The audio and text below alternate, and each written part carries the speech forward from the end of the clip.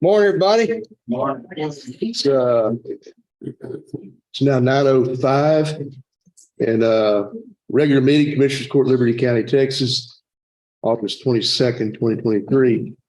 Let the record show we have established. Commissioner Wilson is with us by way of Zoom. Commissioner Karbowski and Commissioner Arthur are here in person. Commissioner Whitmire is out sick today. And we have a quorum established. We do have business for the court this morning. If you would all rise, Lee, would you lead us? Can you hear me? Yeah. I can't hear anything y'all are saying. I don't know. Can you hear it? He-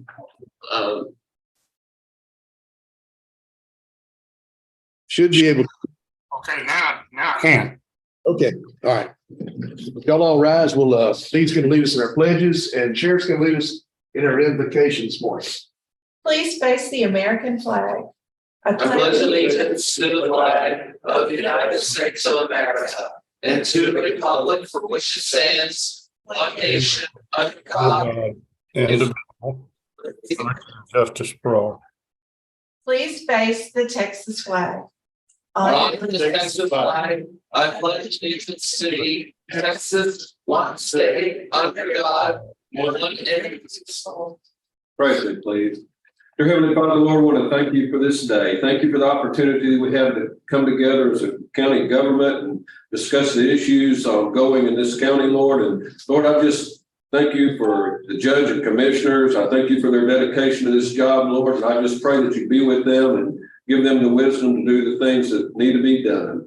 Lord, we're mindful of Don Nealon, former chief, that's with us this morning. It's good to see him out, Lord. I know that he's been having some medical problems. I ask you to be with the doctors and the medicines and take care of him, Lord, and be with Commissioner Wilson as he goes through his endeavors. And Lord, we just pray that you watch over them. Thank you for the knowledge that you give the doctors and the things, Lord. I just pray that you be with them, that things are done. And know, Lord, in all cases, your will will be done. Lord, we need rain. We have a lot of problems being caused by the lack of rain. And Lord, if you see it, and again, your will be done. We know that, Lord. We just ask that you allow rain to come, Lord, and protect us from the storms, protect us from the heat, protect us from our enemies. And Lord, as we go through this meeting, keep us safe.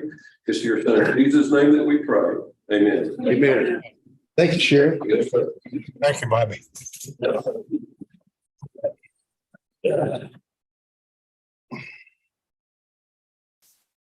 I might add Ms. Mazzelli to that list of prayers as well. She's going through quite a bit too. So, and our own Bill Huggenmuller seems to be out of the woods. So he rang the bell and he's. Remember him? I talked with him about it. Yeah. He sounded honoring, so. Yeah, that's Bill. Thank you, Sheriff. It's consent. Let's see. Excuse me. I'm going to go through here. Notices and proclamations. I don't see any this morning. I don't have anything to proclaim or any notices to give. Public comment. Nobody signed up for public comment this morning. Okay, so declare conflicts of interest. I don't think there's any conflicts. Y'all got any conflicts? Leon, got any conflicts? Any conflicts of interest? None. Thank you, bud. Okay, so we'll move on to the consent agenda. And I know Dwayne has possibly one budget amendment to consider. This is approved in the previous commissioner's court. Purchase 2 vehicles for MMZ. We paid money. So we're going to increase our income by $110,990. And we're going to increase precinct 6 capital outlay of $25,510,990.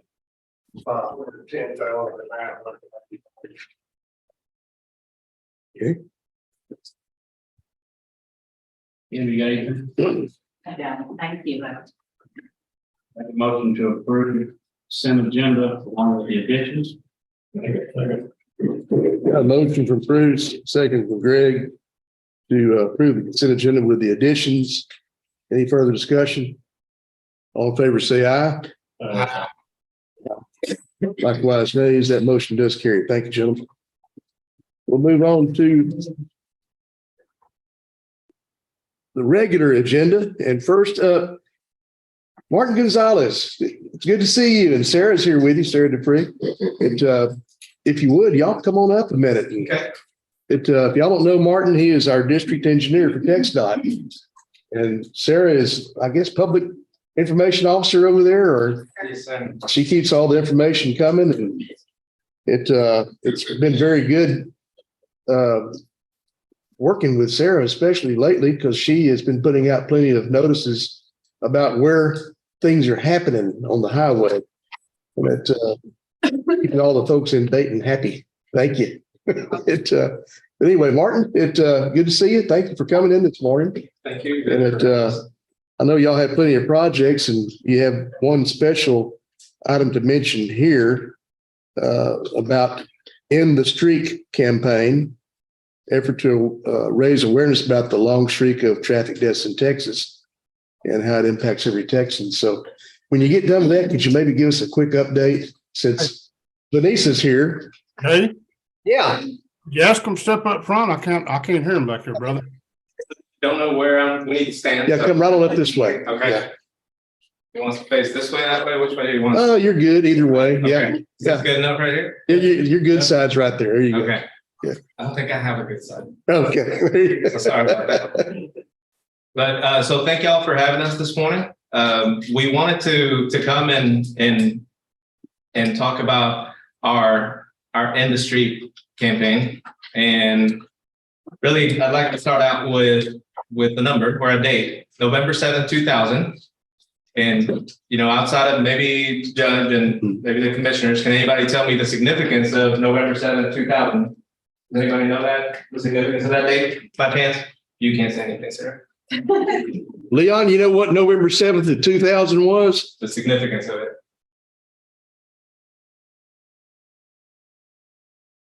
Man, I can't. I've slept since then, I guarantee you. So besides being 3 days before my birthday, Yeah. is November 7th, 2000 was the last deathless day on Texas highways. Exactly. So since that day, we've had at least one fatality every single day. So Wow. we're going on 23 years straight. This November 7th will make 23 years that we have at least one fatality every single day. On average, we average about 10 fatalities a day in the state of Texas. In 2020 and 2021, what we refer to as kind of the COVID years, right? Our averages spiked up to around 12.6 fatalities per day. But you would have thought that we would have had a whole lot less because there were a lot less people traveling, you know, people teleworking, doing all these kinds of things, but that wasn't the case. What we ended up experiencing were a lot more fatalities because people were taking more risks, right? So at TxDOT, we have the 3 E's, and then we added a 4th. So the 3 E's are engineering, education, and enforcement. We also added emergency response. So at TxDOT, we try our best to improve the engineering aspect of it, right? We'll try to make sure that we have rumble strips on the road. We'll widen roads where needed. We'll address edge drop-offs or, you know, high edges, things like that. Chevrons where you need them, all that kind of stuff. But there's only so much we can do from an engineering standpoint, right? When we review, Sarah and I sit with the rest of our staff and review every fatality every month that happens within the 8 counties that make up the Beaumont district. So last year alone, we had 142 fatalities in the 8 counties that make up Beaumont.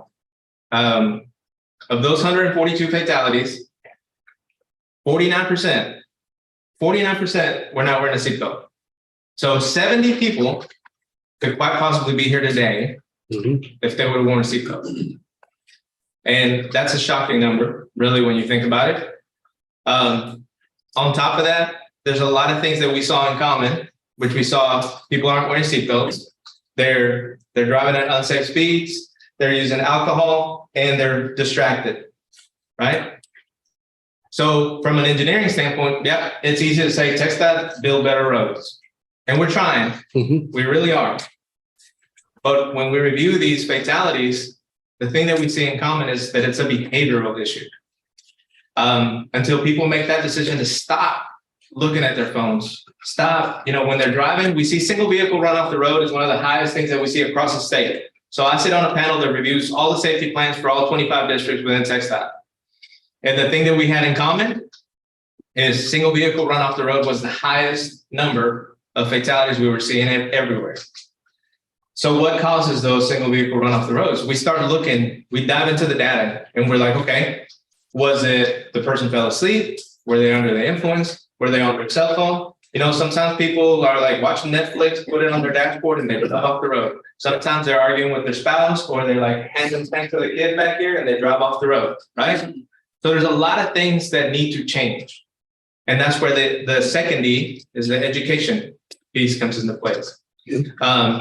And that's where we need help. We're trying to go meet with all the different commissioners. We're meeting with the ISDs to try to get out to the schools, to try to make sure that we visit with everyone on a lot of things and trying to help us with the education piece. Do you want to speak to some of that? This is one of the things that we've been bringing out to all of our events. We've been bringing the commissioner court meetings as well, and it kind of breaks down some of the facts.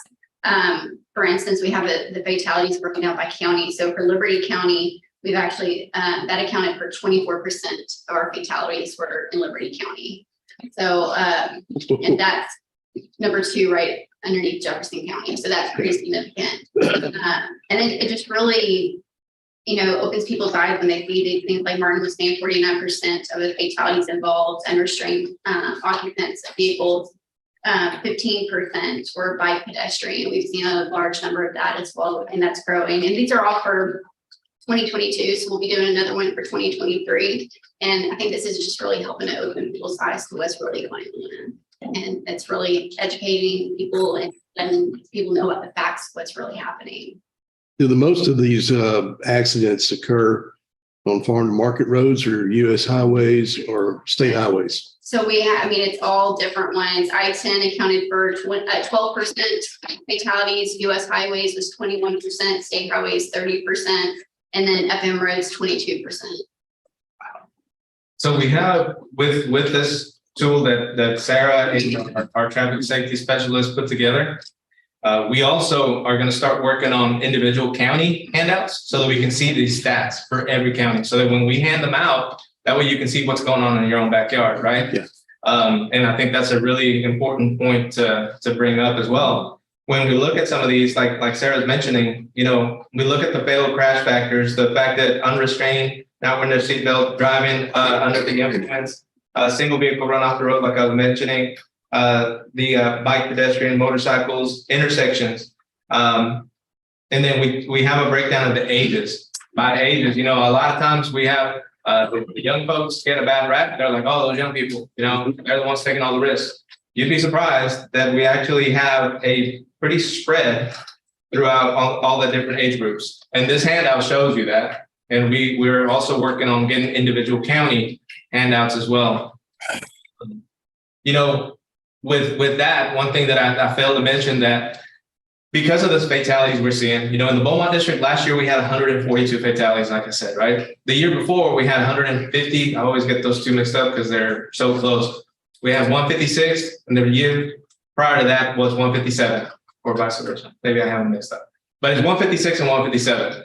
Okay. In 2019, we had 117, which was a lot lower. And as of this morning, we're sitting at 71 fatalities as of this morning at 6 o'clock. So our goal is to be way lower than it was before. The Transportation Commission tasked us in 2019 with trying to get to 0 fatalities by 2050 and cutting it in half by 2035. So we're trying to be aggressive with what we're doing, better designs. We're still continuing to work and improve the designs of our facilities. But then in addition to that, we're increasing our education piece. I can tell you, when I became an engineer, I did not think that I was going to be, as a district engineer, going out trying to educate people on their driving habits. But that's where we're at now. Yeah. I'm going to do my part as an engineer to try to make the roads as safe as possible.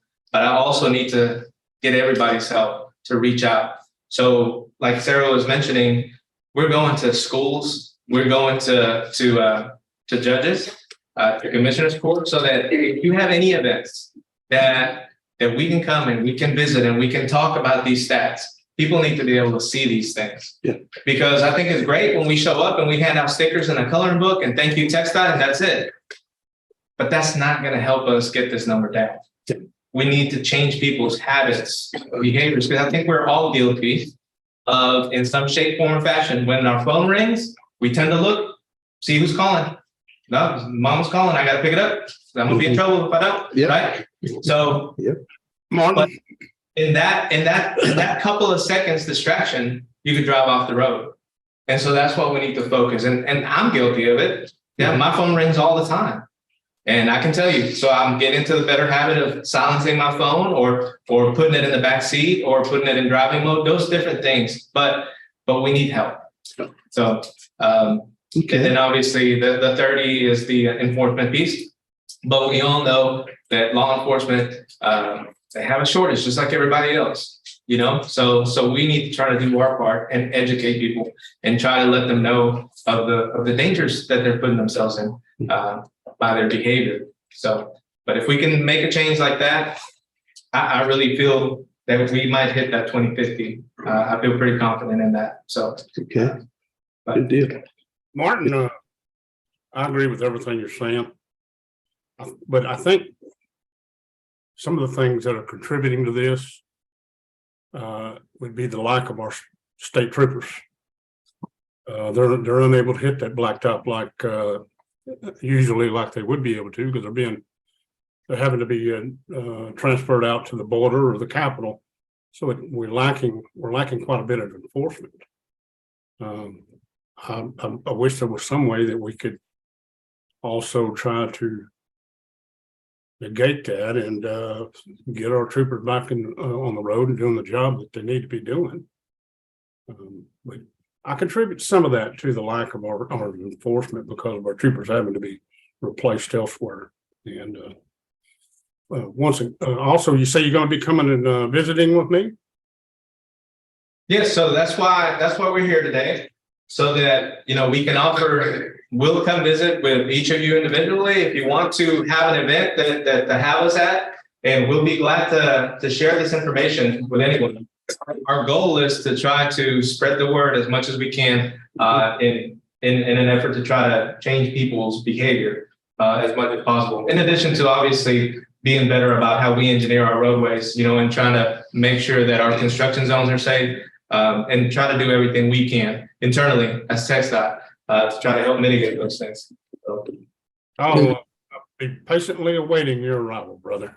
Sounds good. And, you know, with regards to the law enforcement component, TxDOT, we have grants, obviously, too, that can help with some of the additional enforcement with either sheriffs or local PD, right, that they can apply for and that you all can apply for and provide either overtime hours or additional man force, things like that, to help kind of bridge that gap.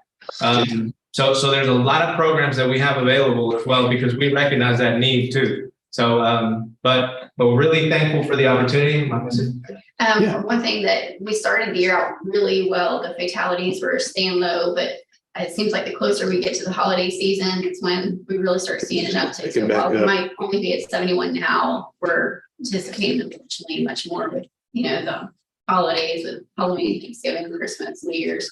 That's when we really see an uptick. So hopefully they stay low, but. And that's a really good point. Like when we were pretty happy because in February, we only had 2. And we're like, man, this is going to be such a good year. Yeah. And then the wheels fell off the operation, and summer got here to pick back up. Well, summer's our busy months, right? And then we have back to school, and then we have, like Sarah mentioned, we have the holidays: Thanksgiving, Christmas, New Year's. You know, a lot of people start engaging in unsafe behaviors, and that's unfortunate. So that's where we have to really keep on reaching out to people. You know, so it's sad when you see people that are like, hey, you know, I do what I do. Nothing's going to change me. I'm going to go when I go. We're going to do our best to just try to give people the facts and hopefully we can reach out, and actually affect change in some people. If we can, then that's good, because then those people can go change others, right? So, but really thankful for the opportunity to present, and we're gonna leave these with y'all so that you can hand that out to your, I don't know who you want us to leave them with. Oh, I'll put them right over here. Okay, watch yourself. And here with Blue Bonnet News, Mhm. she's right behind you. You can't miss her. Yeah. Yeah. So if y'all would, you'll probably sit down and talk with her and she can put it out there.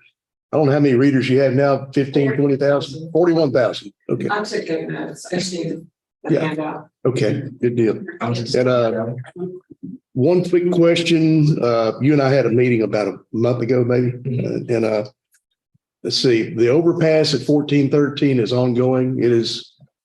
That's 1413 and Highway 90, correct? US 90, the flyover. Oh, yes. Yeah. Okay, so they're setting the. Different point. Yeah, no, yeah. Sorry. No, we're not on that one yet.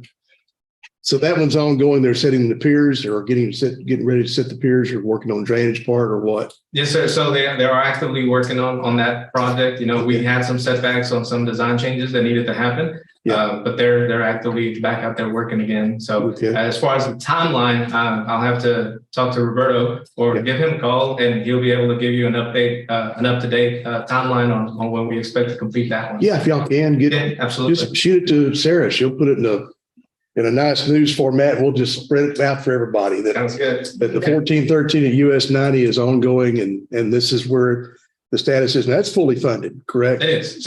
So every project that we go to construction now, Mhm. they're all fully funded. So when we go to letting, that means we have all the money. When we let them, after we let them and award them, that means this project has all the funds needed to complete the project. Okay. So when you see any project within our oversight that pauses temporarily, Mhm. is due to not because we run out of money, is because we have change orders that happen, or we have some site condition issues, something that presents a challenge. Like sometimes we run into utilities that at first they thought was uncleared or cleared, but they weren't. Yeah. So we're working in the Beaumont district to be better about that, letting clean projects and things like that.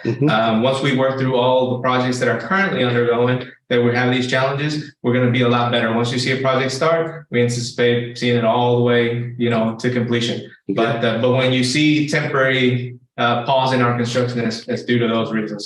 But when you see something like that, absolutely, I want to encourage all of you to reach out to our area office and ask, hey, what's going on? I haven't seen any activity in X, Y, Z days, right? As taxpayers, fully within your rights to ask those kind of questions, and we should be able to answer them. So, yeah, the next one was the overpass at US 90 and the UP line at 146 in Dayton. Now, that's fully funded too. yes, sir. Okay. And so it's going to be, that contract will be let in May of next year. Yes. Is that your anticipation? Yes, sir. Okay. We anticipate letting that one. Everything's looking like it's going to fall into place right now. And so barring any major setbacks, which we don't foresee anything, I think we're good on right away. The utilities, we might be able to squeeze in there, have a constructive management plan when we let it. They wouldn't affect the whole entire project. So some of these, when we do actually let something with risk, we do it in such a way that we can clear as the utilities are clearing, we can still be doing other work on site. So by the time we get to that part, and we'll be able to do our work. Okay. I had a question last night from some of the Lions Club members. I spoke to them, and it was on the widening of US 90, out of Liberty going back toward, Devers and Raywood. I know that's going to be a 4-lane eventually. Yes. What's your anticipation on that right now? So we have that one 2027. Is that what it is? I think so. I think that one's 2027. 2027. That's when you'll kick back off on it again, right? So we are currently working on that one now. Yeah. But to actually anticipate going to letting, that's projected for 2027. Okay. Hey, Yes. just off the cuff, when do you think completion date on that overpass at UP line at 90 would be? Just off the cuff. So I typically don't like to do answers off the cuff because, you know, I have people that say, well, that's all I said. I'm not asking for a specific date. I mean, I'm just a roundabout date.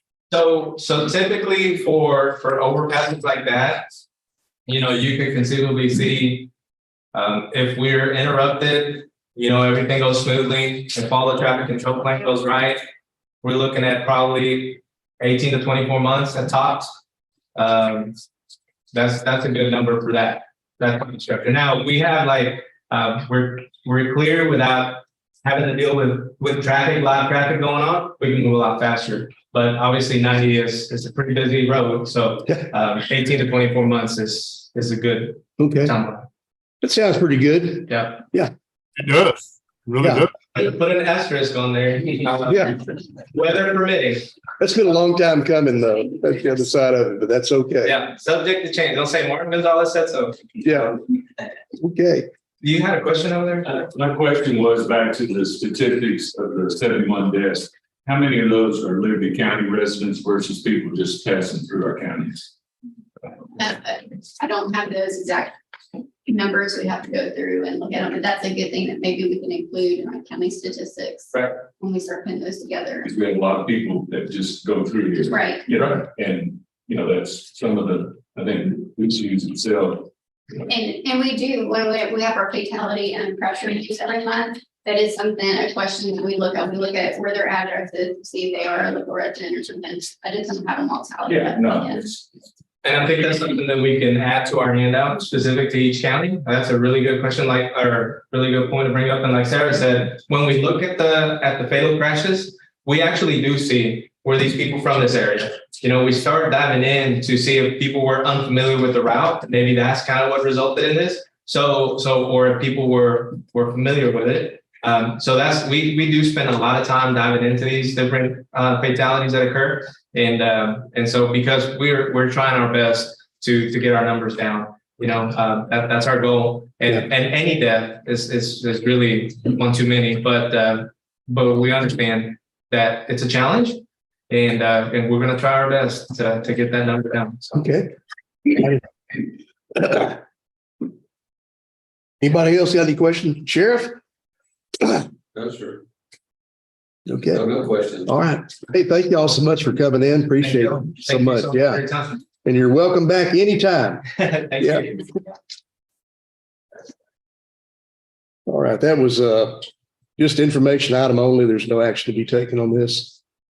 We'll move on to regular agenda 8.2 from our tax attorney, Linebarger. Item number 1, Corrado is property ID 53507 for $3,000. Number 2 Carter 53369 for $2,000.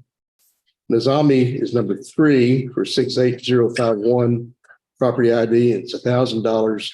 Martell, number 4, property ID is 24095 for $1,250. And number 5 is Tijerina, and that's property ID 74371. That's for $2,000. If y'all had the opportunity to look these over, and if so, ask for any discussion, or what is the court's pleasure? Make a motion to approve all 5. Second. Got a motion from Bruce, second from Leon to approve all 5 as listed. Any further discussion? All in favor say aye. Likewise, nays. That motion carries. Thank you, Jim. Number 3 from Constable Precinct 2, Les Halsey.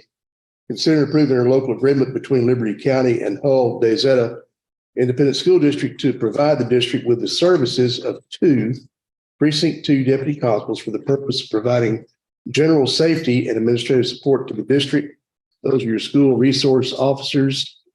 And as y'all know, in the legislature, there was a push to have an officer on every campus within a school district. I believe you can apply for maybe a variance on that. Is that correct, Sheriff? He's into it right now. Anyway. All right, you'll get your picture taken. I didn't want to. I'm not even paying attention to that camera, believe me. as far as school resource officers go, I know there was a push in legislature to have one on every campus, Yes, sir. reach ISD in the county or in all the districts in the state of All Texas. one state, yes, sir. And, but they can request a variance if it becomes, what's the reason that they could request a variance not to have one assigned? It's just, basically, Judge, it's just a hardship for the school district. If they can approve it hardship to hire another SRO or a private security, whatever, they can be exempt from it. Yeah. Huffman, I know we deal a lot with Huffman ISD and Devers, and they have what they call school guardians, which are actually employees that are there that they authorize to be a guardian to watch over. So, and it saves the school district some money if they give them a little stipend to do that, and they're a teacher. Yes, sir. Okay. All righty. Is there any discussion? What's the court's pleasure? On item number 3. Now, one thing I did not understanding, or apparently I couldn't hear. School providing all the expenses, salaries, stuff of that nature, correct? They do, Leon, except for the months of the summer that school is not in session, then that becomes a burden of the county. So we'll be taking care of 2.5 months roughly. Is that about right, Dwayne? Yeah. Judge, if I may. Yes, ma'am. The county is reimbursed for 10 months out of the year. Okay, so the county is reimbursed for 10 months out of the year. Yes.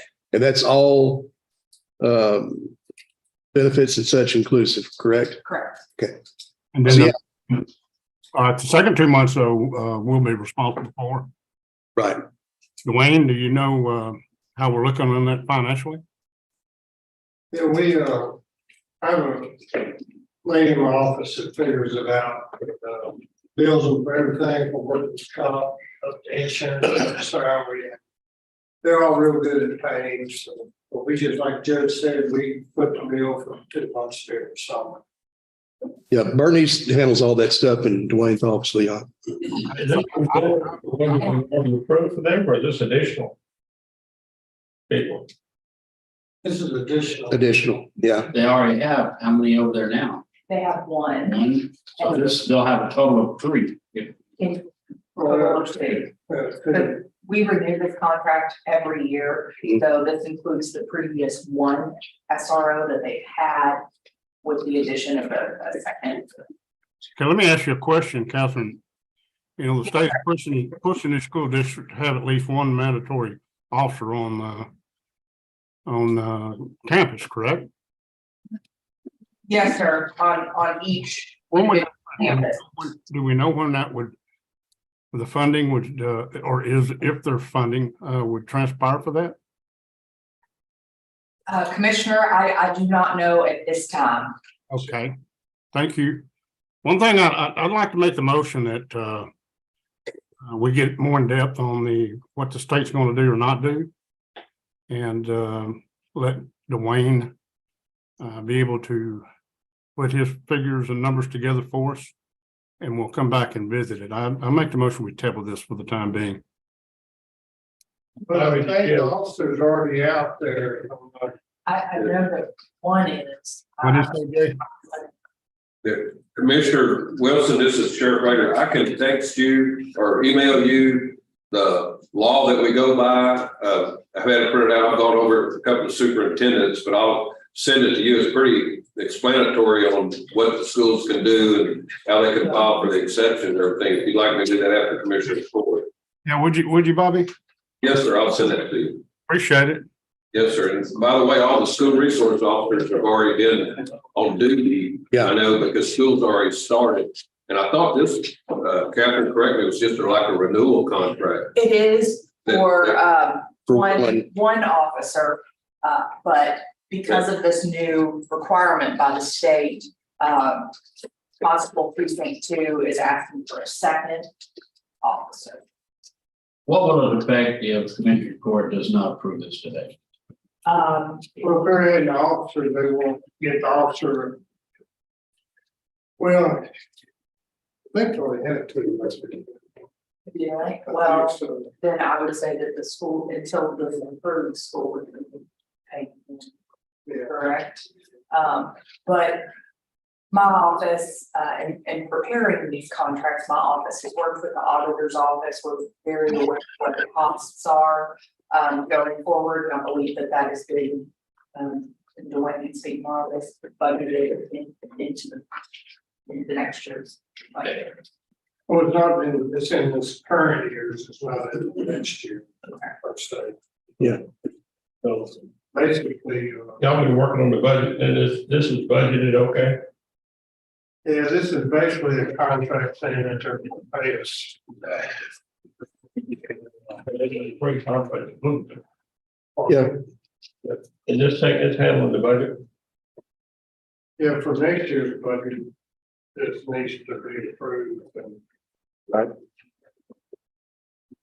So they have one out there, they're just requesting another. Yes, sure. Okay, we have a motion on the floor right now to table this. So do you still want to table, Leon? Yes, sir. Okay. Do I have a second?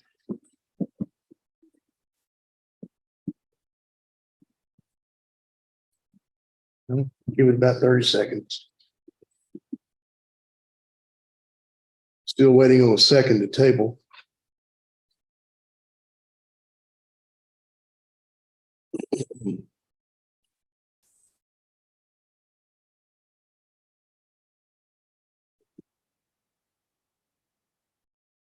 Still waiting on a second.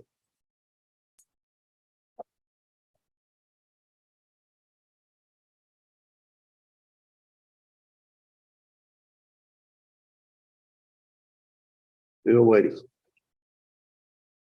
And that motion dies for a lack of second. You have another motion to Make a consider. motion to approve. I'll second that too. I'm real basic, but I think we'll take a chance on it. Motion to approve from Bruce, second from Greg. Any further discussion?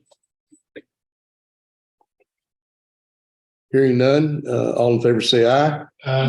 Likewise, nays. Nay.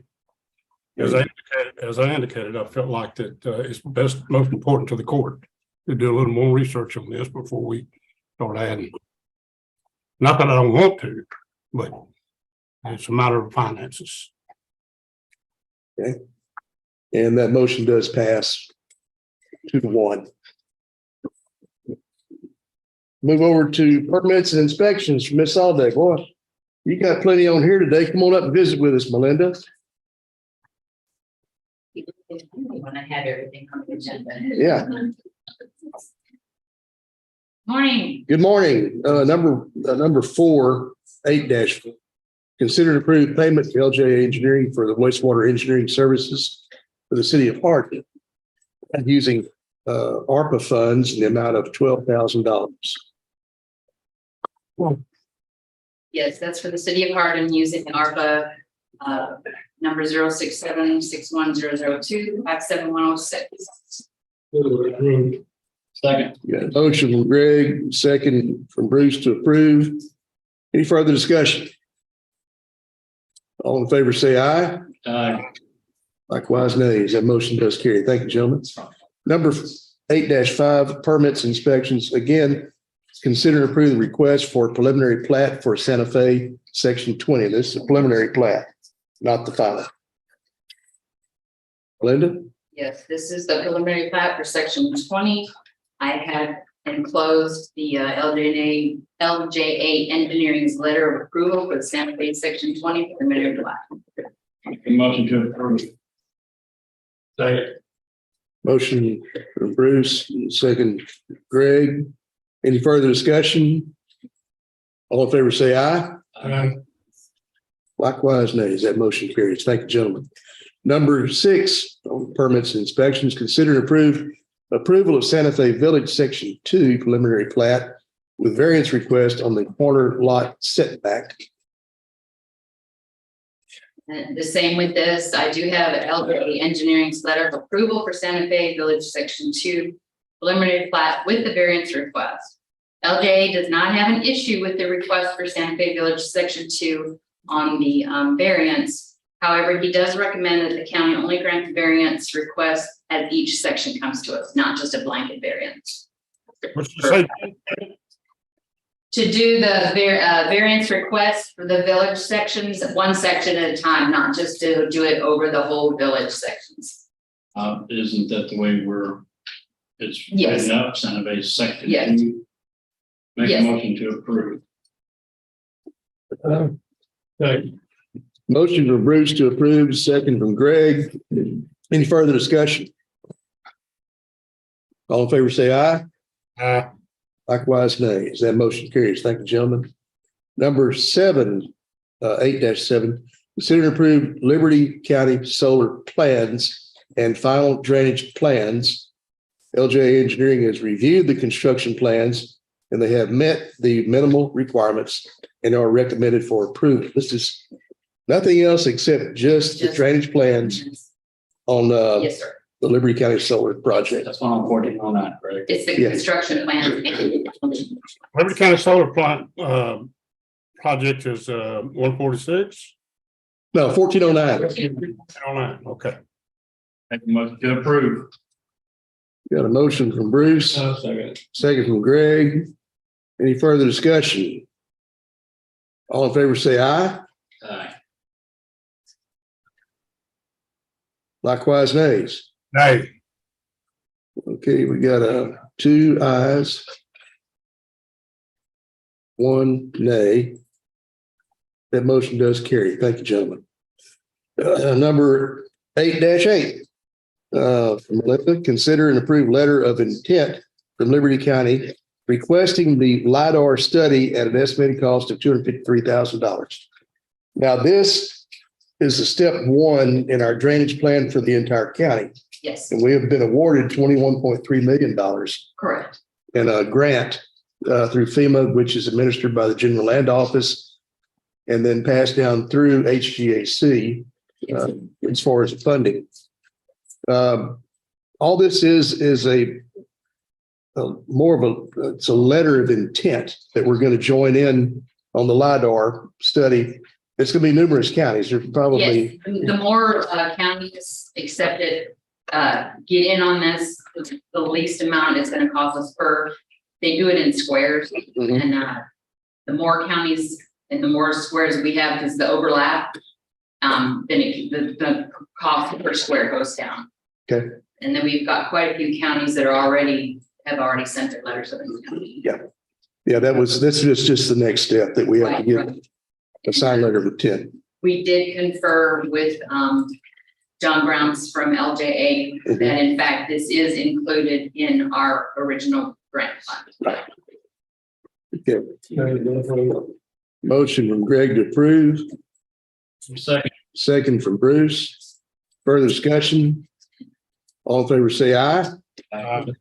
Likewise, nays. That motion carries. Thank you, gentlemen. All righty. I think that's it, Melinda. Thank you. Yeah. Thank you, Lynn. Number 9 from our county treasurer, Ms. Harris, presentation by Ms. Hebert. Julie Hebert of the Hebert Group regarding options for supplemental insurance for employees. Julie, come on up here and visit with us. Good morning. Good morning. Good to see Thank you you. guys for having me. So I'm here just to visit about an issue that I noticed in Commissioner's Court a little while back. You guys have been having a lot of issues with MetLife and supplemental benefits that are provided by them. I think it stems back to the fact that you moved away from having a broker with Gallagher, moved away from that arrangement and to using TAC, which is a great organization, but that's not their role. Their role is not to work with you on supplemental benefits. So it created lots of billing problems, enrollment issues. I visited with Mary and with Kim about, and it's something that I believe that we can help you with. So I think it's very important on all your benefits, actually, because this is what I do. I would think this is important, but having a broker allows you to have an advocate. It allows you to have someone that is working on your behalf with all the whatever carrier you choose, and their interest is your interest and not necessarily that particular insurance company. So one thing that we can do is become your agent of record with MetLife just to get you through the end of the year. And that would allow us to work with them, advocate on your behalf, try to work out the remaining billing issues that we have. I do understand the county is frustrated. I'm hearing that from quite a few entities and other brokers and other agents in the industry that they're having some real customer service issues, which is a shame because they're a great company. I've enjoyed a good relationship with them. But there are other carriers out there that can do the same thing and provide the same benefits to your employees. I would hate for us to eliminate the programs altogether and not allow employees to have access to these important benefits like accident insurance, critical illness, hospital indemnity. And there are other opportunities that we could provide, such as voluntary short-term and long-term disability, which can be very critical for people that are facing illness and injury. It allows them to provide temporary income while they're out, dealing with illness and things like that. So I think there are a lot of opportunities that would help our employees in Liberty County. So I would ask that you consider naming us as your agent of record currently with MetLife and authorizing us to move forward with new enrollment options for January. All these things would be voluntary benefits. They would be things that employees would elect to sign up for, would be withheld from their payroll, and these would not be at any cost to the county. I do have an online enrollment platform that we can utilize for all these services. I would be happy to attend all the meetings and explain the benefits to the employees, allow them to enroll either in person or online. And then all that information would be given to the treasurer's office. And I would act as a liaison between them and the insurance carrier with ongoing issues that they might have, can help with enrollments of new employees, terminations of older, people leaving, people have babies, things happen, that they need to make changes. So I would be happy to do that for the city of Liberty, the appraisal district. We work with a lot of other governmental entities. I would encourage you to consider having an agent going forward for all your benefits, because I do think there would bring a lot of value to the table, just in being able to shop the market. Currently tonight, I'm going to the City of Liberty's meeting. They received a 24% increase in their medical, dental, and vision. And I've been able to negotiate and shop the market, and it's now 4%. If they wouldn't have had an agent representing their interest, it would have been very difficult for them to be where they are tonight, making that decision tonight on benefits. So I encourage you to do that and try to let us be an advocate and loyal to the county and not loyal to an insurance company. And, we live and work here, and we're the neighbors of the people that we would be helping. And I think, we could do a good job for you guys and understand the needs of Liberty County. Okay. All right. Y'all have any questions for Ms. Hebert? Ms. Julie? Yes, sir. I myself have been a victim of MetLife, and something that we need to address.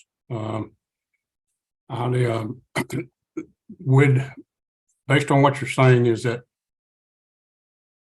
would the most important thing to me is my employees and every employee in Liberty County. Right.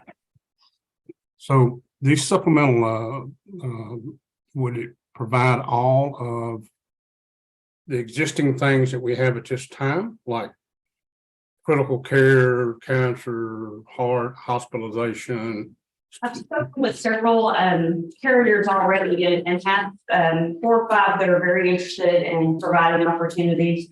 I need more information. I need access to the full census and that kind of thing to give you a full quote. One issue that you run into with the county is the percentage of law enforcement officers that we have.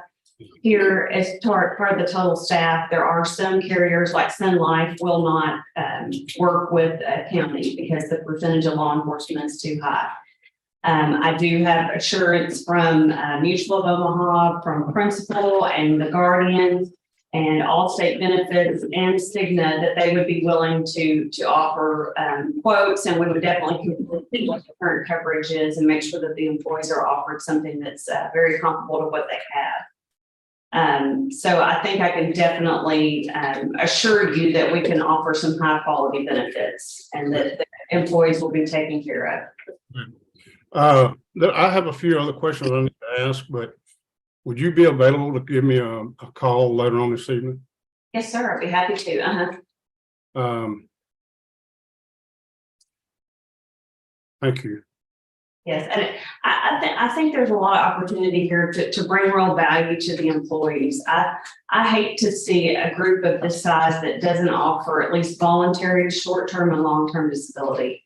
We all know people that have gone through cancer, they've had COVID issues. There are so many reasons, accidents, car wrecks. I mean, there's so many reasons that people can be temporarily out of work, and it may only be a few months, it may be a couple of years, but having that disability income is I think very, very critical to people in today's time, especially, people don't have months of savings where they, can go without receiving a paycheck. So I think there's a lot of opportunity here. We can bring in, the legal services that you guys have now, and there's a lot that we could bring value to, I think, to the employees of the county.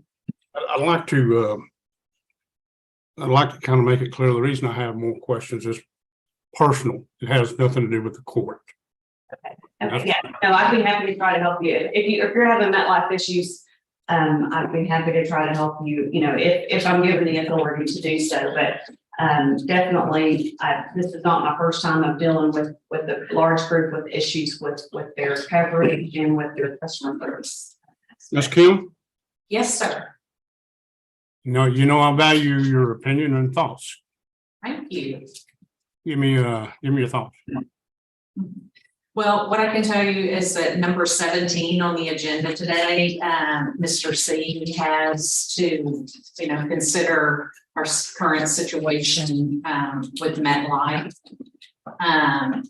And I presented to the court previously, as Julie mentioned, that we've had just enormous problems with MetLife. Yes, we have. Yes, we have. Yeah, and that up close and personal.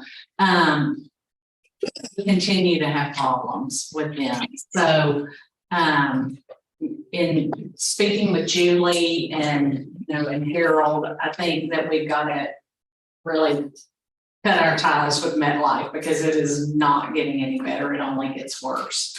And so I know that the court wanted to continue this year with MetLife, like you were saying, to be able to provide our employees with those benefits. But in the absence of moving forward with MetLife, I'm not an insurance broker. Harold's not an insurance broker. And, it's a market that we don't have a lot of contact with or knowledge of, or let me speak for myself. I don't have a lot of knowledge of Harold. So, Julie is here to just present to the court that as an option to be, a voice for the court in looking at these types of benefits on our behalf. So, This is info on, correct, Ms. Kim? Yes, it is. Yeah, okay. I didn't understand it. This is just for information only today. It's not going to be Yes. not truly an action item. Yeah. No, it's not. So we can, It's just to say, Yeah. here's this people, she's local, Yeah. she can help us with our MetLife problem. okay. And I'd be happy to visit with any of you if you have questions or, about how we might move forward. I'd be happy to visit. Anything we can do to help. Good. I really empathized when I read the original item on the Commissioner's Court agenda. And then I met with Mary, Kim was out at that time, and she and I really commiserated over some particular issues with MetLife that I had experienced with some other groups also. So I just thought, maybe I could bring some value and some advocacy for the employee groups. Okay. Thank you. Okay. Thank you. Okay. As I say, this is only a presentation. And if we will, or we can bring this back up at a later date, another agenda, to consider this further. Okay. There's no action. Number 10 for Ms. Harris. Before you proceed, if I may. Yes. Item number 10 and item number 11 need to be flip-flopped. Okay. I don't believe the court can vote on number 10 without voting on number 11. And that is my fault for not letting DB know that Okay. in advance, but. Well, let's just do that. We're going to Okay. go up to number 11, all right?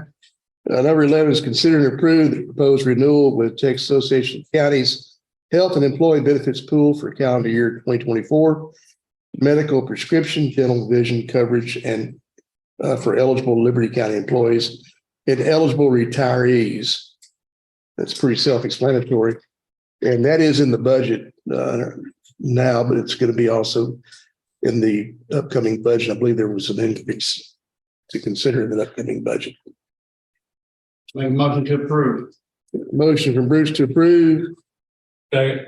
second from Greg. Any further discussion? All in favor, say aye. Likewise, nays. That motion carries. Thank you, gentlemen. We'll go back to number 10 now. Consider and approve the allocation of premiums charged by Texas Association of Counties Employee Benefit Pool for calendar year 2024 between the county and employees and retirees. Okay, Kim. So Wayne actually asked me to put this on the agenda for your discussion and consideration for the budget. So we've been told by TAC that we have a 6.2% increase in the medical cost for 2024. And I sent you all yesterday afternoon an email from Orlando Espinosa indicating that the medical is going to increase by 6.2%. The dental will decrease. He doesn't know the exact percentage for that. And then on the vision, they will have 3 options for us to choose from. And the current plan that we have is sort of the middle of the way, price wise and benefit wise. And the life insurance will remain constant and that those rates are locked in for 5 years. And with that said, I sent you all a spreadsheet on only the 6.2% increase that will be applied to medical and the effect that will have on the overall budget. And then to just kind of say, what are your thoughts on the split between the county and the employee? So, yes, sir. I've just seen that email you sent yesterday evening, and I apologize. Yes, sir. Looking, is the cost to Liberty County is going to be this much that you've indicated? The total increase, the 6.2% increase is going to be $537,000 approximately because over $500,000. Over $500,000. Yes, sir. So really, I would like to see. Okay, let me back up and ask you something, Ms. Kim. Is there time for us to go out for bids? Yes. Well, I suppose that there would be time, but the court just approved moving forward. I just noticed that because, and as I said, I apologize. I just opened up your email. I just seen it. I did not realize that when we voted on number 11, that cost was going over $500,000 to the county. I didn't realize that, and now I do. So, is it too late, Jay? Yeah, it is. To go out for bids on insurance? I believe it is. You're going to get off into a 30-day window to even advertise and accept bids, and we have a budget we have to pass before the end of September. Right. So we're struggling to get to that deadline right now, and I think that would be quite a burden to get a budget passed without us having to revert back to the previous budget. Simply because we failed to get there in time. Dwayne, what is your thoughts on this? How's that going to? That's going to affect our budget greatly, correct?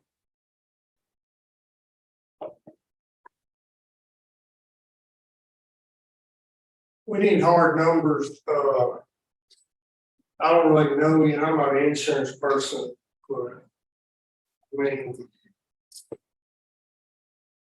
This is a hard number that we have, it's. that we're staring at. I know that insurance has increased for everyone across the state, no matter if it's health insurance or home and casualty insurance or whatever. Sheriff, you probably know more about that than I do. But I know even my homeowner's insurance has increased exponentially in the last year, by probably way more than 6.2%. But that's just the market that we're in right now, Leon. I understand that, but you know, it puts us in a bind because apparently what they just did is sent this information to us. No, we've had it for a while. I'm sorry. It's a while. It's going. We have a verbal commitment to the 6.2%. We were supposed to get the written documentation of it yesterday, but there was a delay in that. But based on the email that I received yesterday from Orlando, they are committed to the 6.2% increase. Now the dental will decrease, and vision will have some options, but the medical part will see it. And correct me if I'm wrong, when we signed up with TAC on this, it was explained to us that it was probably going to be a 5 to 6% increase this coming year. So we knew that when we walked in. What I need to know that 6.2%. Is the county, the county's portion go to 6.2%, and the police portion go to 6.2%. How do y'all guys want that split to put in the budget? So that's what this agenda item is. 50-50. I mean, Did you get the spreadsheet, Bruce? Let me get that spreadsheet. let me clear this air just a little bit. On Commissioner Kowalski's statement, he says we. As Commissioner Court, If the court remembers. during the workshops that we had with TAC, Excuse me just a minute, Bruce. If you'll remember correctly, I wasn't a happy camper about the move that we were making, and I voted nay on that. Because I seen what was coming down the pipe.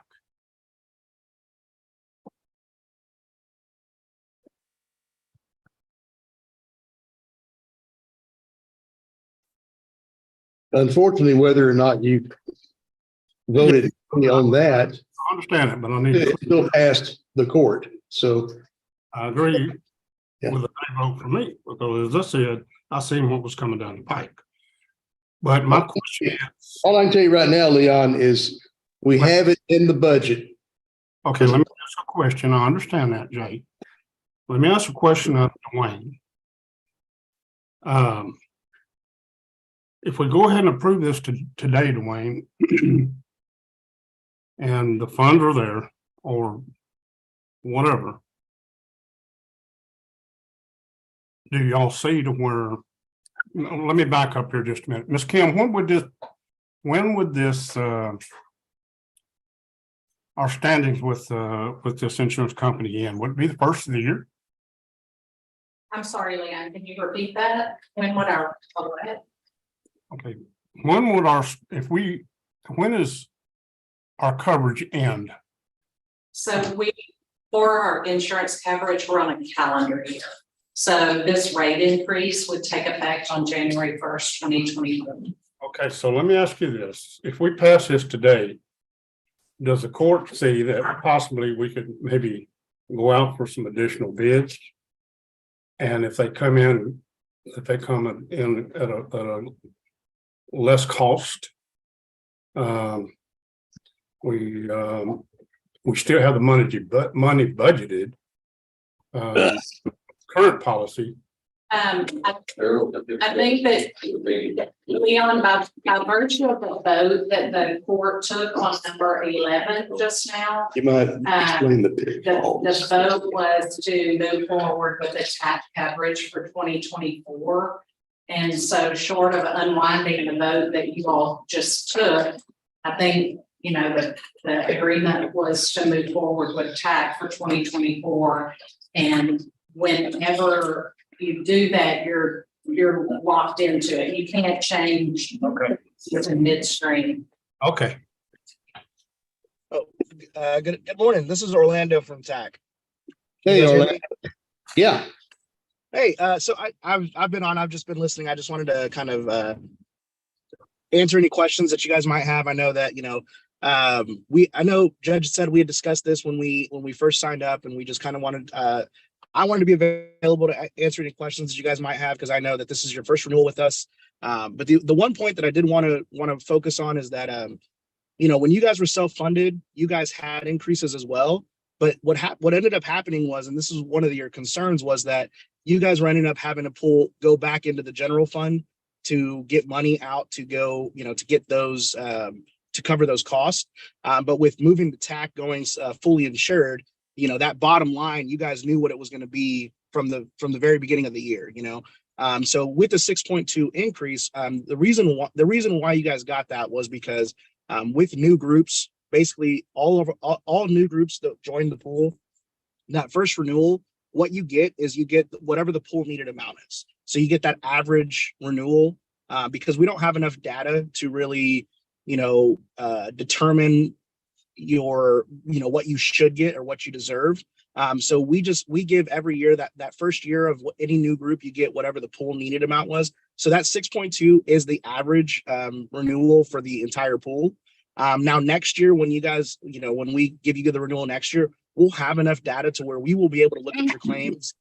And if you guys are coming in lower, then you guys will receive below whatever that pool needed amount is.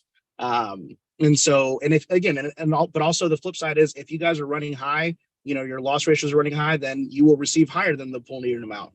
So it really just depends on how the claims are going. But I think when I met with Kim, your claims actually look pretty good. So if that continues next year, you would get below whatever the pool needed amount is next year based off, you know, performing better than what the pool is performing. So I just wanted to, you know, if you guys have questions for me, I'm happy to answer them. Ultimately, I'm here to help you guys, you know, come to the best decision for the county. You know, we want to support you guys and answer those questions that you guys have. Orlando, Commissioner Karbowski. So the raise from last year, 2023 to 2024, is just $51,224, correct? Sorry, what was that number that you said? This is We're going from 486,000 to 537,000. the overall increase. The effect of the 6.2% is 537,000. What are we So paying the now? peach colored column that you have over to the right is just an allocation of what the cost would be if you put 6.2% more to the employee and 6.2% more to the county. The green one is all to the county. So what's the county right now pays an increase, I guess, stays the same. The county, This is all to the county. And this is if you put the 6.2% increase to the employee and to the county, if you allocated it out, and this would be the effect on each employee in each category. yeah. This middle column, you know, we went 6.2% on each side. The county's portion would be make up 486,000 for that 537, and employees would be 51,220. Right, and then the box below that is the effect that it would have on each category of coverage. So employee only coverage over the entire year would be increased by $37.26. If you allocated the 6.2% increase to the county. Or you can choose to have the county pay for all of it, which is the green column. And employee and family, that 6.2 would be $260.40. Dwayne, What could be that per month? No, that's for the year. That's for the year? Yeah. Dwayne, what was that statement? I said, if we do the 6.2%. Split it between the increase between the employee and the county. The increase would be made up 486,000 by the county. And 51,224 by the employee. Right. So then for the year for employee family, it'd be like a $20 increase. $260 and $20 a month increase. A month? No, $20 a month $20 increase A month, okay, okay. at our current, So one thing that I do want to mention is that your renewal actually comes out on Monday, on the 28th. So when that comes out, you guys will get all of the numbers from us. But included in every renewal, what we also do is we include alternates. We offer a ton of different plans. So what we'll do is we include those alternates so that you guys can consider if, let's say you guys wanted to increase your deductible to save a little bit of money, those options will be included in that renewal that you'll get. And then the court can decide if maybe instead of taking a 6.2% increase, let's say you go up from, your deductible up a little bit, and then that would help eat some of those costs. So if that's something you guys are looking into, that renewal does come out on Monday. So you guys should have that. And then we can have those conversations, and I'm happy to come out and talk to you guys and figure out, if you guys wanted to look at other options, what it would look like, and kind of working with you guys on that. yeah. Okay, so what do we need to do? Well, we need to pass this increase because it is reflected in the new budget already. But we need to know which one to pass. So number 11 is your approval to move forward for 2020.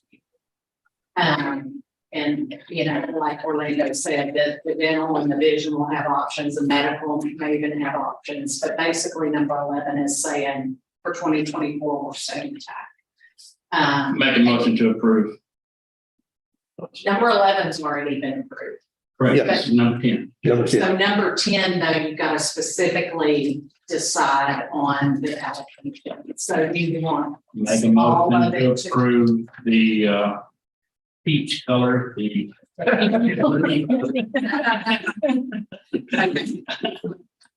So that would allocate 6.2% to the county and 6.2% to the employee. Correct. Yeah. All right. We got a motion from Bruce to approve. We'll have a second. And I'm gonna second. We got a second from Greg. Any further discussion? Tim, Yes, sir. opinion?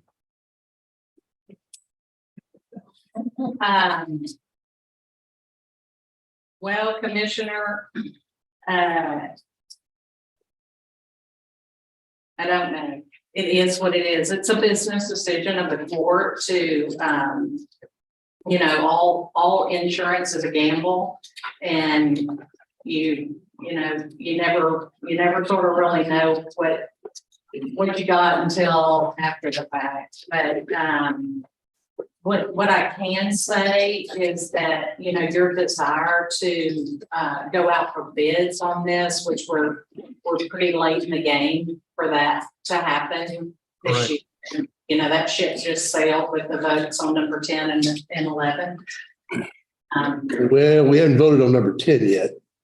I have a motion and a second. Okay. But we haven't called for a vote. Not a vote yet. We're still talking about it. Right. Okay. So if you approve number 10 in the peach colored column as Mr. Pulaski recommended, then, it is what it is. But as far as going out for bids on it, that's something, that Julie mentioned, is that, you can do that and you can have a look at it, but we're late in the game for that. You're actually not, right? If I can speak, your timing, you would not release the proposal until you had your confirmed renewal from TAC. So release it again on Monday. All of my one-on-one groups, I'm getting ready to release beginning of September.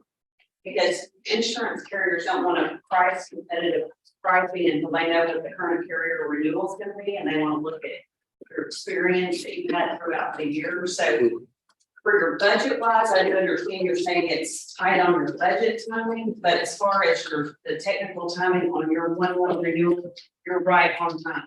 You could call for that and still complete that in enough time.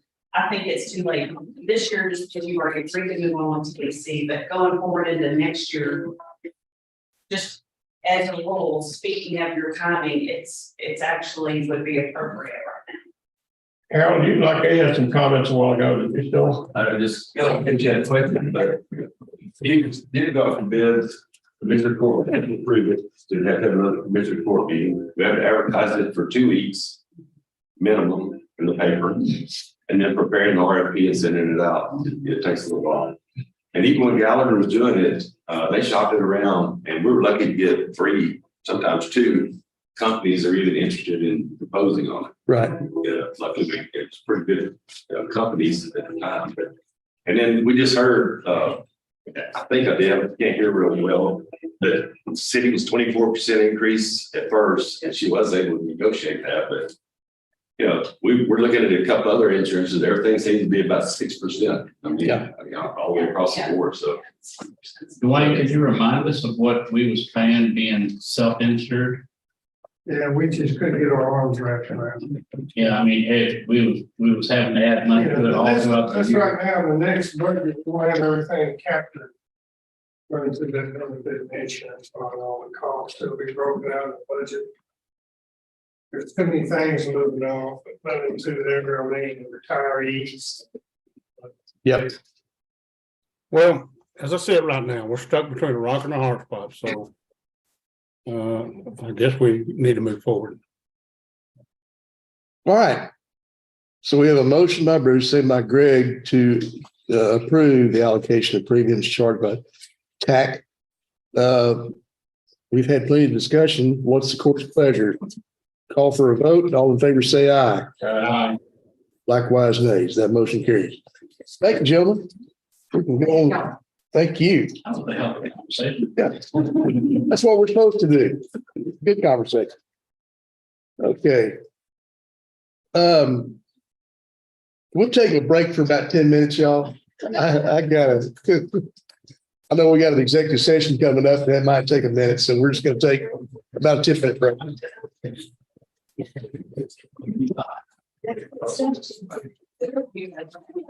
don't think I can sit. I don't think I can sit.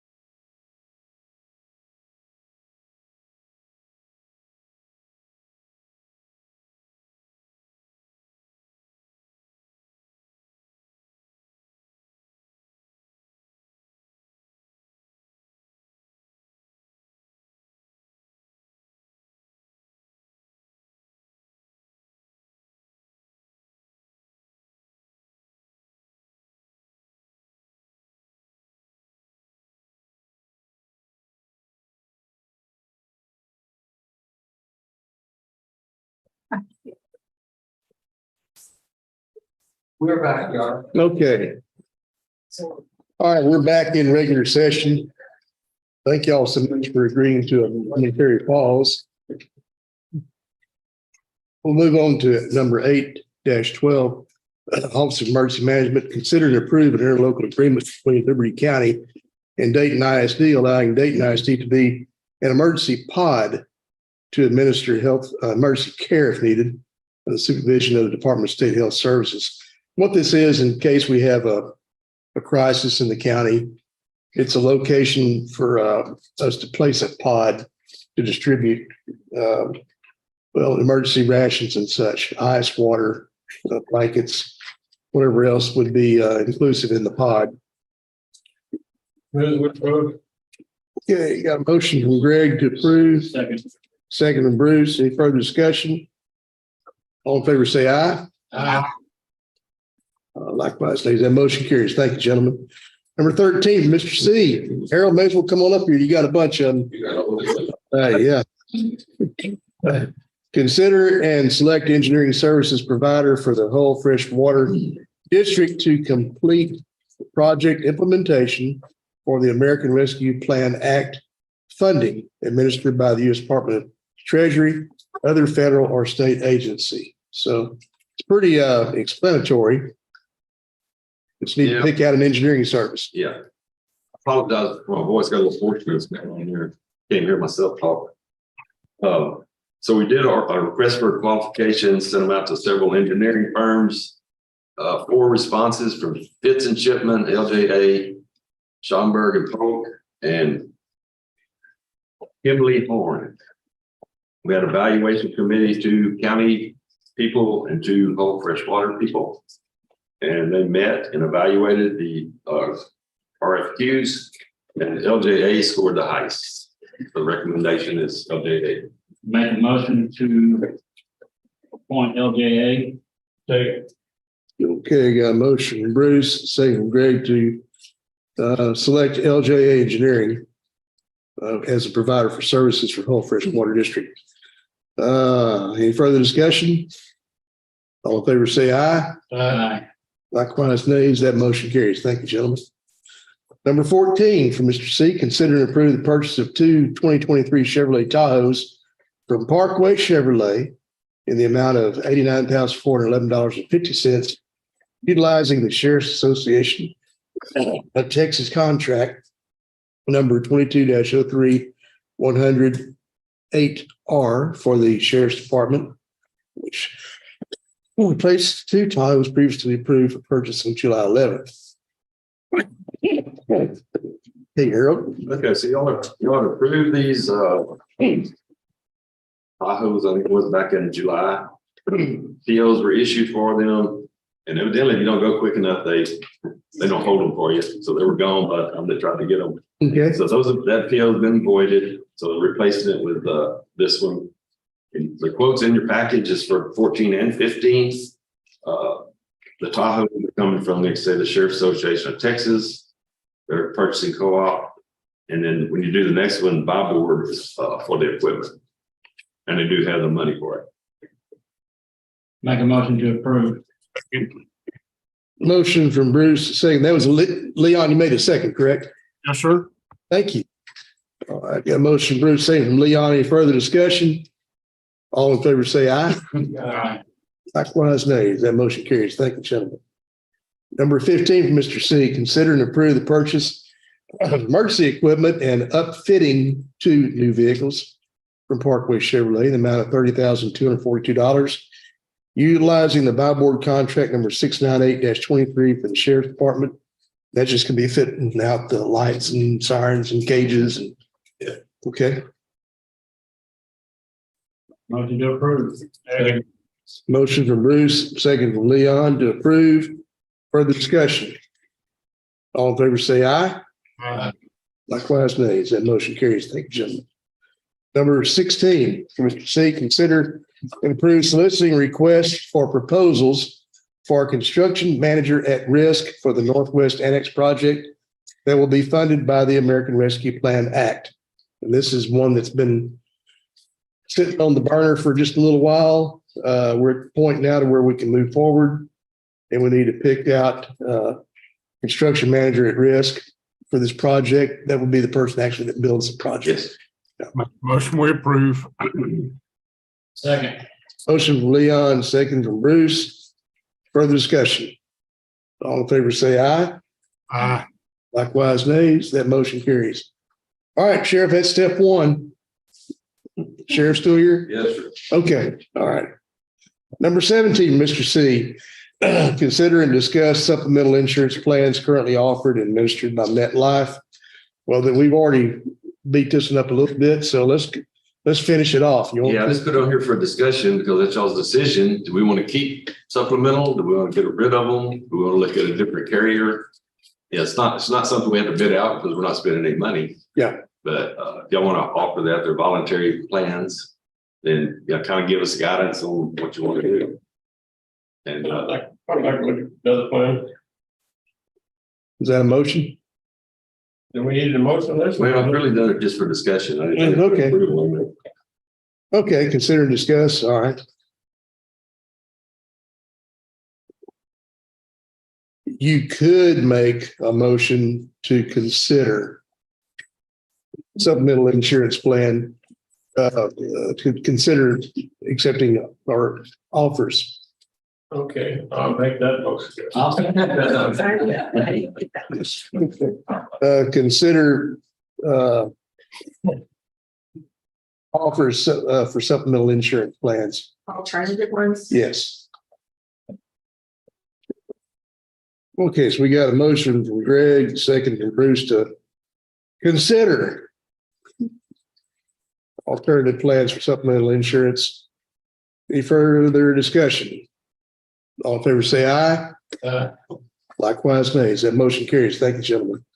Who made the motion? Greg did, and Bruce made the second.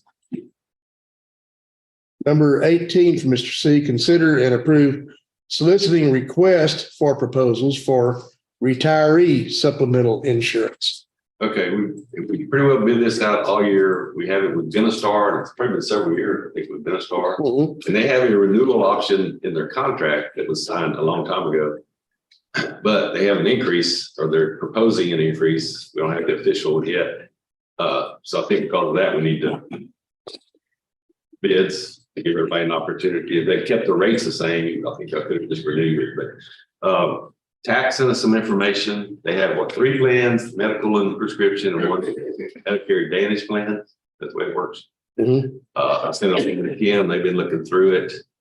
It's probably, the benefits probably aren't bad, but it's more expensive than what we're doing now. Like I said, we don't have the final quote. They sent us this year's rates and said it's probably gonna be about a 6% increase when they do come out.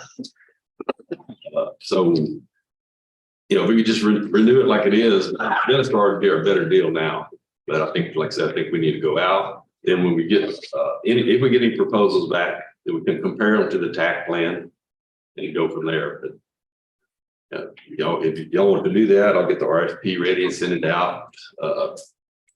Maybe about the middle of September, we can have that. Y'all can decide what you want to do. Harold, this is just consider, correct? Once again, consider. Consider it approved. Yeah, solicit. Now we need to go out for RFPs. Soliciting request, in other words, they're going to go out for RFPs on these. Yeah. What's Harold, your opinion? You approve this? I'm sorry, what? Give me your opinion. Do you approve of this? Yeah, if you want to provide retiree insurance to the over 65s, then we need to chop it a little bit. Make the motion we approve. Second. Motion from Leon, second from Bruce to approve. Any further discussion? All in favor, say aye. Aye. Likewise, nays. That motion carries. Thank you, gentlemen. Number 19. Consider and approve the purchase and installation of flooring for the remainder of the first floor Liberty County Attorney's Office from Carpet Giant in the amount of $6,752.47 with a down payment of $3,386.23 to be paid out of capital outlay. And this is already in the budget. All this is going to basically give them the permission to offer the down payment. Make a motion to approve. Yes, sir. Y'all can recall last budget year, y'all very graciously allowed us to do some remodeling in our office, and if y'all fit in, it really looks great, but we need to, it's our goal to finish the flooring and get rid of that ugly orange carpet. So this would allow us to finish that Especially orange parts. Okay. on the carpet floor. I'll second. You got a motion, Leon, a second from Bruce. Any further discussion? All in favor, say aye. Likewise, nays. That motion carries. Thank you, gentlemen. Number 20, from Ms. McCarty and Mr. Poston, consider and approve the purchase of equipment to outfit 5 investigator vehicles for mental health department of Liberty County Attorney's Office in the amount of $30,784.40 as per the buy board contract number 698-23. Catherine, do you have anything you want to add? Yeah, so I believe that my chief investigator, Lowry, has been in contact with the purchasing department. This amount is already budgeted in the mental health capital outlay. This is for the equipment needed to outfit their patrol vehicle. I believe that they have that contract through Enterprise. And they're about to ship out vehicles after the new fiscal year, and they would like to go ahead and purchase the equipment for those. Make a motion to approve. Have a motion from Leon, Second. second from Bruce. Any further discussion? We go. All in favor, say aye. Likewise, nays. That motion carries. Thank you, gentlemen. And Catherine, if I could get with you and Sheriff and Dwayne after court today, need to have a little discussion with y'all. Yes, sir. Okay. Number 21, consider and approve request from TERS number 1 for reimbursement for tax year 2022. Mr. Brown, come on up, Brother Rick. All right, Judge. I know we carve out money for this every year, but Yes, sir. And I'm gonna just give a little lesson on TERS's 101. Sorry, I've got people wanting their tax rates. I'm sorry, I can't help you right now. This is basically the reimbursement annually that we make based on the agreement that we made on Grand Oaks Reserve TERS out of Cleveland. Yeah. Of course, subdivision that's doing real well. It's growing leaps and bounds with the new housing and everything. And back in 2017 is when the then Commissioners Court approved participation in a $25 million commitment over a 30-year period, I think it was. And the way this thing is determined, it's not just like it's a set amount each year. Basically, you start off with the first year value, which was the value of the before they requested a TERS, which happened to be the year of 2018. And the amount of the value at that point was $3,733,270. Sorry. Yeah. And so that's deducted. They have to grow more than that before we start reimbursing them. So each year we have to go and get the value from the Central Appraisal District, which last year they gave us that number for 2022, what the value of improvements were going to be as of January 1. So that's what your tax rate last year was determined how much taxes they paid on these accounts.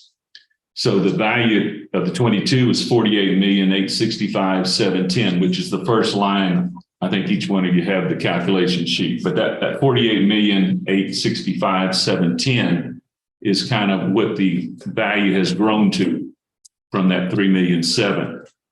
So that means you have a captured value of 45,131,440, which is the difference. So that's what you reimburse based on your agreement. Now, I don't think you want to pay back anything that hasn't been first paid. So we go in and look at all these accounts and we see how many accounts didn't pay their 22 taxes on these accounts. And it actually amounted to an appraised value of $966,140. So we deducted that from the appraised value. So we're not reimbursing something that hadn't been paid to us. So we ended up having a net amount value of 44,165,300. And then we multiplied the tax rate, which is for 22.4799 per $100.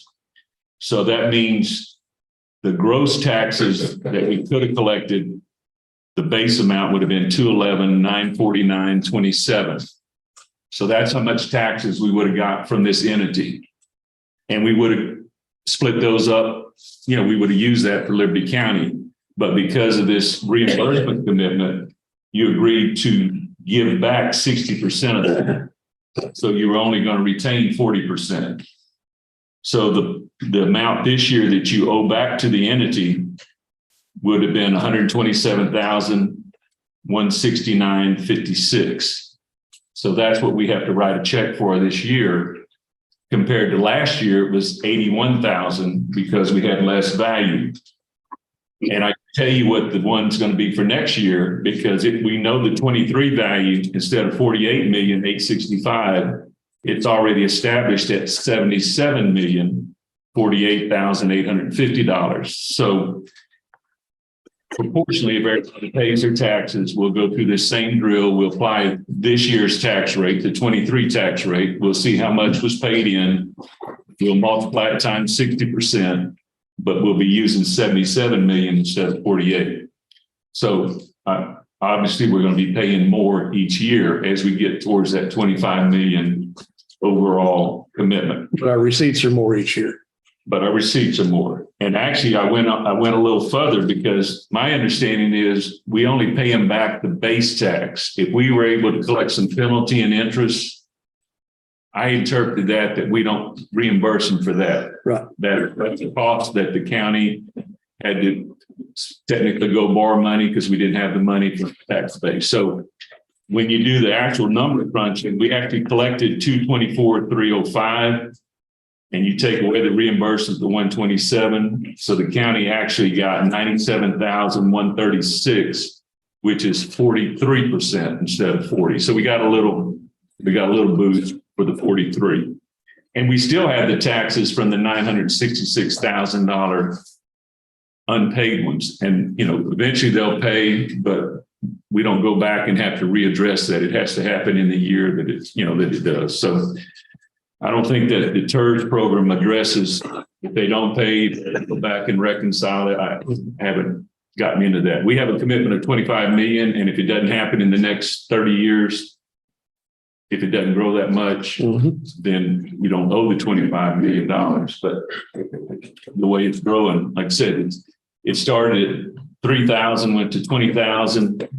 40, 80, 120. Next year, it's probably going to be 180. You know, one of the questions I had on that is if it reaches its $25 million value short of 30 years, we're out of it. Then we're out of it. Then. To me, I read it that our commitment is up to 25 million. Yeah. So I would assume you could deduct from that. So if it grows in 10 years or 15 years, to fulfill the obligation, then we're out of that obligation. I mean, I'm not an attorney. I didn't write the contract, but that would be my understanding. So kind of how you look at it, Catherine, pretty much. Okay. I mean, it is capped at 25 million. So Right. I think if it's capped at that, you ought to have, it's not a 30-year no matter what. Right. It's 25 million. Cap, right, Rick? Sir? Based on the cap. It's based on the cap, 25 million. Right. Yeah, so let's say, just to throwing it out there 10 years from now instead of 30. Once we reach that 25, then we're out of it. Right. That's my understanding. Yes, sir. In the contract, it's a contract that we all agreed, that was agreed to, but I can also tell you that there's been a few amendments since this contract has started. I've kind of come aware of them through the city of Cleveland. So again, I don't know that the court has ever taken any action on these amendments, but it's kind of like at first the plan was to have some apartments. Remember there was going to be a multiple housing. Yeah. There was going to be this. And I found out through the city of Cleveland that they basically from what I remember now, I'm not quoting you, I think they amended it, they did away with the apartments. So again, not a big, not a big plan changer. They're still, I guess they decided that wasn't in their best interest to do the apartments. The other thing is, and we talked about, is addressing board members. And so I requested a copy of the latest board members. And I knew one person on that board. Yeah.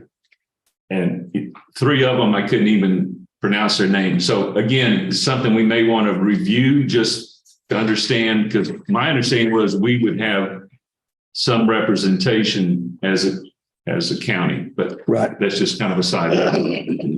Another point is the city of Cleveland is realizing that this year, because they not only have this participation, but they also have a second TERS in Montgomery County. And so I got the call yesterday. They said, well, our values went up, but we had to increase our rate to be able to, what happened? I said, basically, you gave away $300,000 worth of TERS money because it's a direct draw. The TERS growth value is 20% of their total value.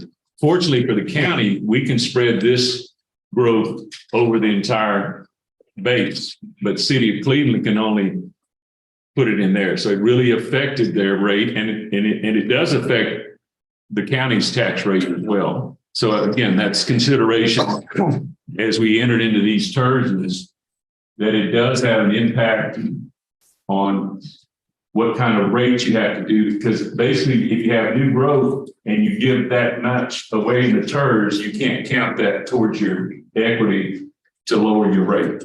So it does have an effect. So basically this is something you've already agreed to. I can certify that Dwayne, as he asked me to do, is we actually collected this money. We actually have done the calculation, and we can recommend that you do make the payment of $127, $169.56 to fulfill your obligation for 2022. Just send me a request for payment. Yes. Make a motion to approve. Yeah. Got a motion from Bruce. Was that a second, Leon? Yes, sir. Thank you. Hey, I'm not familiar with any amendments. Are you? No, and I'll tell you why we probably don't receive any consideration for amendments. It is, this TERS lies within the municipality of the city of Cleveland. And so they have all restrictive power, and they have the power to change. Right. Okay. But I bet we could request from now that they let us know. Yeah. Exactly. And the other thing is, I'm presently managing 5 TERSs right now. Yeah. And it is a lot of work. The county's only participating but one, but as the Liberty County tax assessor collector for the city of Dayton and city of Cleveland, I'm basically responsible for certifying to the city of Cleveland that we did get these payments, and we're sending the bill on behalf of TERS to the city of Cleveland for TERS number 2, which is in Montgomery County. Right. But again, we're having to verify and validate it. And then the city of Dayton has West Point Village, which is starting this year. They're going to do it next year. And then, the rail yard and all these, which is not an active one yet, but and then the city of Dayton has a TERS inside the city. So again, these are things that we're doing. It doesn't affect the county, but it does affect my role as the county tax assessor. And it's becoming pretty, a lot of time devoted to it as we, especially this time of year when we're trying to do tax rates and everything else. So. Amendments that the city of Cleveland does doesn't affect the county. Well, they're the board of the TERS. You're just agreeing to reimburse them, so. Yeah. But it don't change our additional contract. I would think it wouldn't, because again, I'm not giving you legal advice on that. I'm just being aware that they have made some changes, and I wanted to kind of keep you informed on that. And we can probably get more information. City of Cleveland has switched a lot of employees. Their CFOs changed, their city managers changed.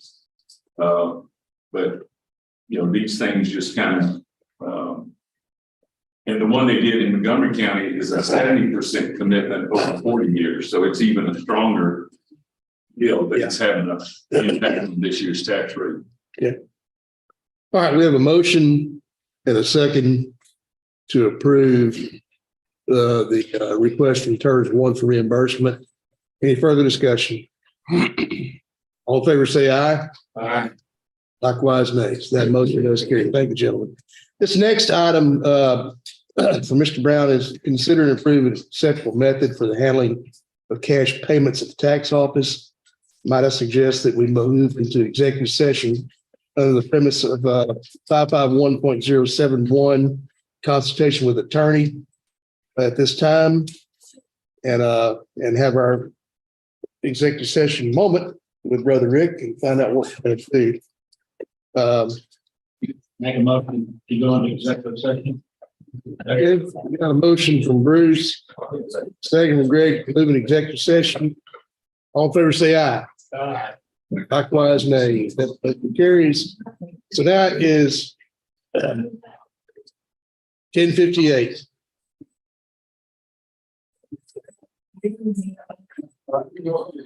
Same place.